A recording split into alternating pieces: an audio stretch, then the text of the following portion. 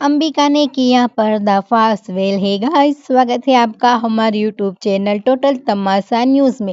तो हम आपको ये जानकारी दे दें कि यहाँ पर जो परी है उसको बेगुनाह साबित कर दिया जाता है, क्योंकि यहाँ पर जो अंबिका है वो ये चाहती है कि मेरी परी को सजा ना हो। और यहाँ पर संजू और नीति और पार्वती की सारी सच्चाई पुलिस के सामने आ जाती है।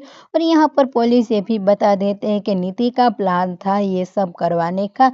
और यहाँ पर नीति जो है वो जेल चली जाएगी और अंबिका जो है वो वापस कहेगी कि मैं तुम्हें इसी कटघरे में खड़ा कर दिया है।